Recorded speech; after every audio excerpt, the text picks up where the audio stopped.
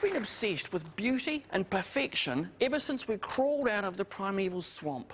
But do attractive people really have it easier in life? Yeah, they do. And here are the reasons why. We like to think our obsession with beauty is a recent phenomenon, a construction of the media and current fashion. But we don't need to go too far to find evidence to the contrary. Our art galleries are full of images of heroic and beautiful people in various stages of history, and oddly enough, many only partly clothed. We live in a world that seems obsessed with beauty and perfection. For those of us lucky enough to be born beautiful, we're placed on pedestals for the rest of the world to admire and envy. Now, unlike all the rest of this lovely stuff at the Auckland Art Gallery, I'm no oil painting. But how much of ordinary life is really affected by mere physical appearance? We'd all like to think that we're not that shallow, that we're deeper than that, and that we don't sort of treat people on the basis of their appearance. We take people as they, as they are as people. It's what's on the inside that counts. And it would be nice if that were true, especially for those of us who aren't in that beautiful people camp. But sadly, it isn't. When they've done studies where they show people an attractive person and they say, can you write down the sorts of words that you associate with this person, they'll write down these words, things like honest, successful, friendly, intelligent, exciting, creative, busy. When you show them a sort of an unattractive, slightly manky person, they write down these words: boring, lazy, unfriendly, dishonest and unsuccessful. So we generally tend to think that unattractive people are just whereas we think attractive people are a bit more It would be nice if that weren't true, but it is. The same prejudice is everywhere, even in the supermarket. Perfect fruit attracts a premium and blemished fruit a lower price. You could look at human beauty as a commodity with a similar pricing structure. Humans treat beautiful people differently. If you're attractive, you'll get paid on average about $5 grand more than someone who's not attractive. And honestly, you look and look and look for some sign of hope in there that those of us on the less attractive end of the scales will find it's the Brad Pitt end of the scales, and it's just not there. The bloody attractive get it easy in all kinds of ways, right? If you've got ugly children... But here's the thing. Parents treat their ugly children different. They did a study once in a supermarket where they just filmed people in a supermarket. The ugly children were restrained less in the supermarket trolleys than the attractive children. So if they're attractive, there's two ways of looking at that, right? Either you think they're really attractive, got to buckle them in and look after them, or you think they're attractive but really stupid, so got to buckle them in so they don't fall out. That's the route that I went. But people also found that people let ugly children wander further away than attractive children. I know. Like you let your slightly manky one just sort of wander off, because... I mean, you lose a manky one. Not the same as a nice one. It's awful. Like, you look at the stats about how attractive and less attractive children are treated. Less attractive children are disciplined more harshly, they get more stuff put on them, teachers make that, it's really, really unfortunate. We thought, OK, let's put this supposed science to the test. So we got this young lady, and we sort of asked her, we just do it to her, because that would be wrong and creepy. We got this young lady, and we dressed her up all corporate and flash, and we took her up into Ponsonby, and we said, right, we want you to just approach people and say you need money for the parking meter, because you lost your wallet. We hired an actor to dress up as a young, professional-looking businesswoman and send her out onto the streets of Auckland to ask total strangers for money. Sorry, hi. I don't suppose you got like $1 or a $2 coin? I've completely lost my wallet and I need it for parking. Awesome, thank you so much. That's fine. You good? Oh, awesome, thanks. Excuse me, do you have $1? That's awesome, thank you so much for that. Dressed for success, our actor had no problem scrounging cash off complete strangers.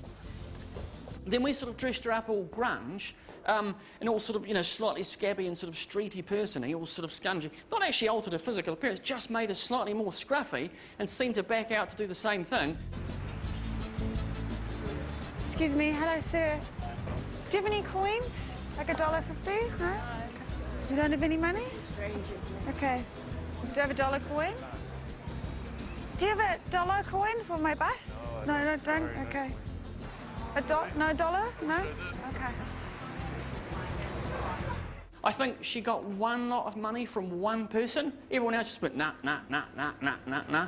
You know, like, just our little experiment showed pretty clearly that we do this stuff kind of all of the time. So that idea that you should make kind of an effort to make the most of what you've got, the science is definitely saying you should make the most of what you've got, make an effort. It seems we just can't help ourselves. Knowingly or not, we treat better looking or better presented people more favourably. And of course, when it comes to choosing partners, it's just the same. We're suckers for good looks.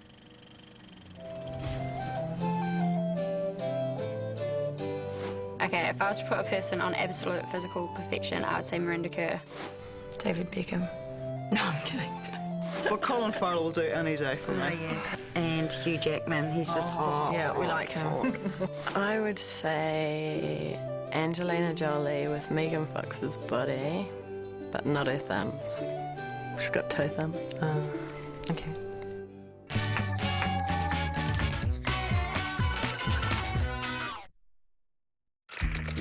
People have been obsessed with beauty since the dawn of time and intent on improving it. In ancient Egypt, both men and women commonly used red pigment to dye their lips, cheeks and fingernails. Cleopatra is said to have bathed in ass's milk to preserve the beauty and youth of her skin, 700 asses necessary for her daily bath. The Roman beauty regimen included mud baths mixed with crocodile poo. Excuse me, gents. In the Middle Ages, European men started wearing codpieces, allegedly to give them more freedom of movement. Through much of history, a pale face was the desired look as a mark of gentility. Elizabethan women applied makeup containing arsenic and white lead in an attempt to beautify themselves, but often in the process also poisoning themselves. During the Georgian era, it was considered manly to dress in a curled, powdered wig, white makeup, rouge and silk stockings, the image of a 20th century man in drag. In World War II, Adolf Hitler attempted to ban cosmetics, but women ignored him. These days, the latest rage among some celebrities is bird poop facials. We don't seem to progress that far from the Romans. So we're all suckers for good looks, but what is beauty? Science suggests our perceptions of beauty may be more genetically motivated than socially constructed. Because it turns out that, again, across cultures, across the world and across time, there are certain features that men seek out and that women seek to emulate. I'll tell you what item 1 of the plan is. Of course, if we feel that we're deficient in the looks department, then there are all sorts of ways we try to compensate. So, like, if you're a little short bloke and you've got a really nice car, that adds about a foot onto your height. There's a reason why women buy those ridiculous facial creams that are made of hydrolyzing X-factor dextrextulose and that will reverse the 17 signs of ageing, you know, and the 4 sub-signs of wilting in like 6 days or 30 days or your money back or stuff. And in fact, a dermatologist, I read a study and said all those fancy lava creams are about the same as just your normal moisturising cream. So the fancy exfoliating perpendicular logarithmic X-factor fuggledy-doogledy cream doesn't do any more than your standard moisturising cream really, so it will save your money. So what in particular is it that we find attractive? What is it that defines beauty? It seems we're hardwired to look for particular kinds of geometric symmetry in things we perceive as beautiful. Scientists applied these rules of symmetry to the human face and came up with the mask of the golden ratio. If you take a normal, what we all consider to be an attractive face, and you make what's called the golden mask, which is a mask made up of all sorts of complicated mathematical things, you get this sort of golden mask, right? And if you put that on top of attractive people, it's like an exact fit. If you put it on top of other people, not so much. But we'll get to the not so much. The golden mask contains a particular mathematic ratio of proportions, which is 1.618, and that same pattern is found all through nature. even in DNA, the span of that to that gives you that 1.618. Amazing stuff. If you then take those little square things and you make that, you can make a thing. And if you join the little dots like that, that plots up to seashells. Brilliant, amazing. Which also plots up to clouds, and luckily, girls in bikinis.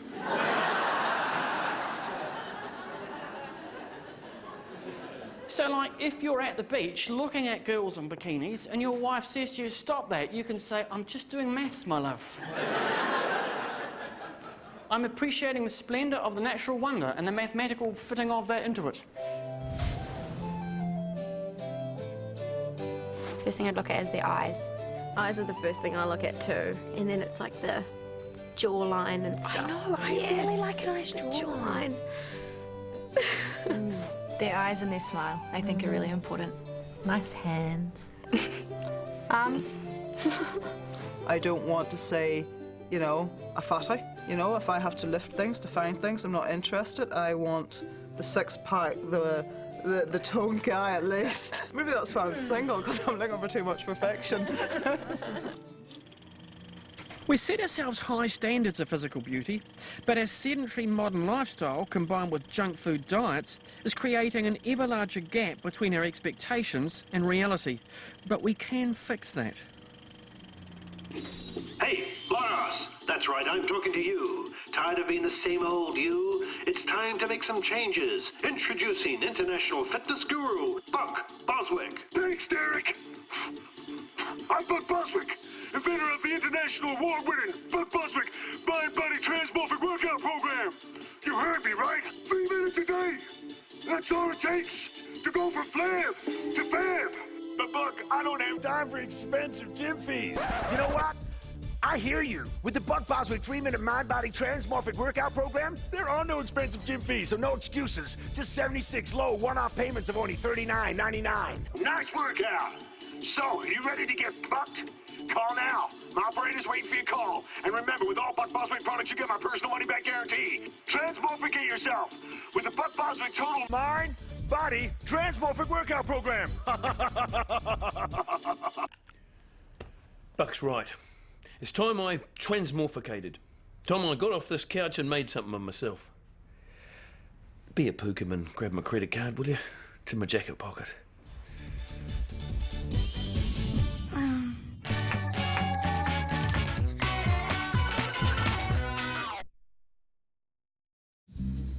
The simple truth is humans attach huge importance to physical beauty. In a society where looks matter so much, what are your options if you weren't born with godlike features? I think you should get, plastic surgery if there's something that you don't like about your body. If you want to get a new set of boobs, go for it. I mean, I haven't had any plastic surgery, but I would, and I will one day when I'm getting old. If you can afford it and you want it, why not? I don't think there's a criticism against it, I think, you know. What the heck? I don't see myself ever having any cosmetic surgery. One, I'm beautiful the way I am. Just look at me.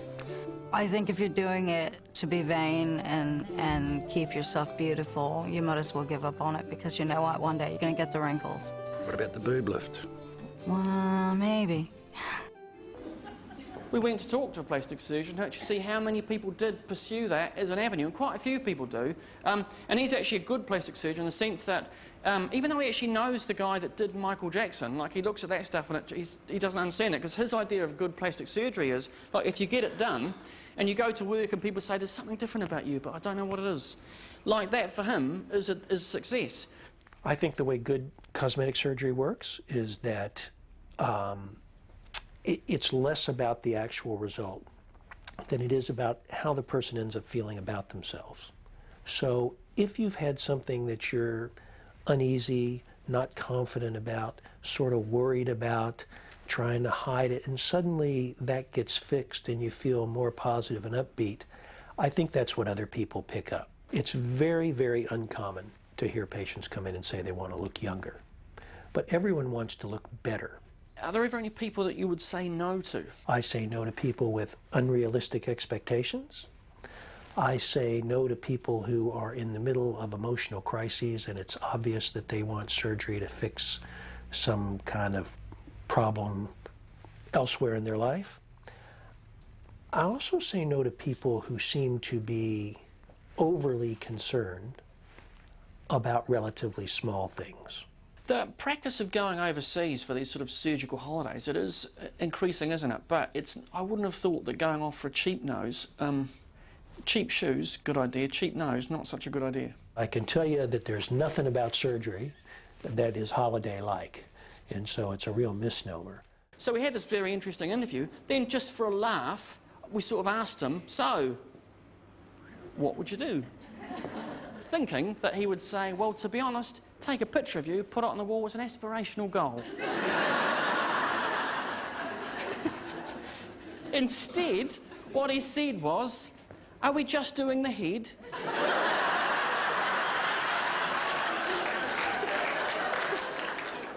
So what do you mean, are we just doing the head?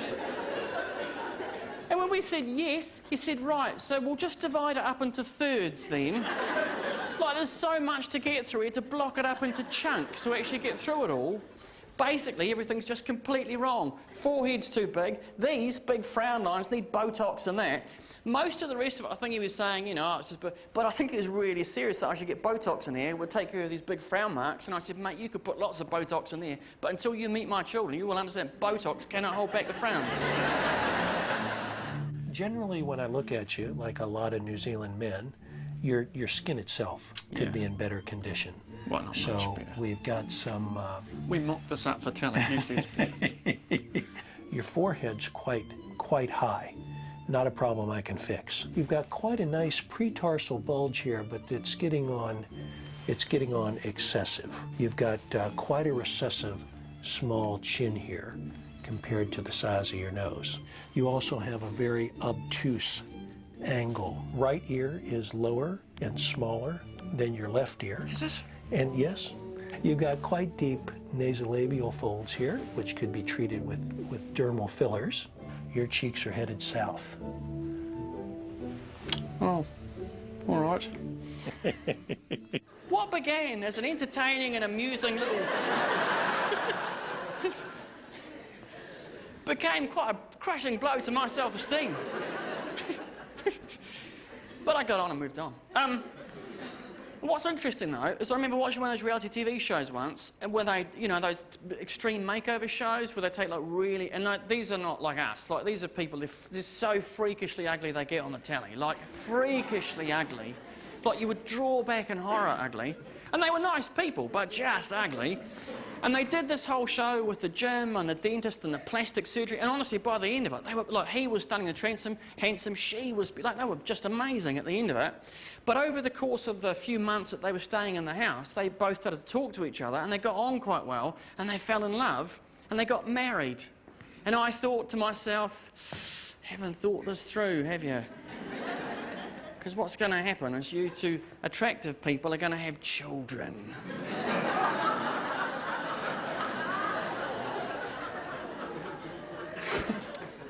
I mean, I guess, you know, if plastic surgery works, and I get that, I get why some people would do plastic surgery. I get that if there's stuff about yourself that you don't like, that you go and you get that sort of more sort of restrained stuff done and you feel better about yourself. I mean, I personally still, I don't think I could imagine doing it because, A, if anyone found out, I think I would just get so much... Like, if I ever show up on telly with no frown lines like that, you think, you vain knobby. It's no surprise, then, that in a society that attributes so much importance to being good-looking, attractive people have a distinct advantage. But what about the other adage, that beauty comes from within? Is there any truth in that, or is it just us average folk trying to make ourselves feel better? Yes, beautiful people do have an easier life at one level. But that doesn't mean, right, that doesn't mean that that's the be-all and end-all of everything. Because what we know is that, yeah, it's worth, you know, making an effort to sort of make yourself look as good as you can. And we're all somewhere along that scale. But it's not like beauty. Like, beauty will get you through the door, but it doesn't get you any further than that. And I'm sure we've all had that experience. If you meet someone who's, like, stunningly attractive, and you start talking to them, and you think, oh, no, you're actually just really uninteresting or boring or slightly tedious. Like, the only way this relationship could ever work if we had a strict no-talking rule. But you talk an awful lot about yourself, and I'm not it's going to work. So it's like that idea that, you know, it's only the beautiful that get ahead in life just simply isn't true. Like, you look around the world and stuff, and there are lots of examples of people who aren't quite as attractive as all that lot, who do kind of get ahead. The only thing that's really annoying is when you meet, like, really attractive people who are really nice people as well, and then you really detest them because you think, oh, yeah, how detestable are you? You're really lovely and you're a nice person. That's really annoying. But it only gets you so far, and the rest of it really is about who you are as a person, because there's just as much research that shows that if you're a nice person, you'll actually live longer. So there is some real value in just being a nice person as well. So to sum up, humans attach huge importance to physical appearance and beauty. Attractive people do have a real advantage, at least when you first meet them, so it does pay to make the most of what you've got. But looks are not the be-all and end-all. At some point, personality and character transcend appearance. Looks fade, but annoying lasts forever. So that's it. Good night and good luck.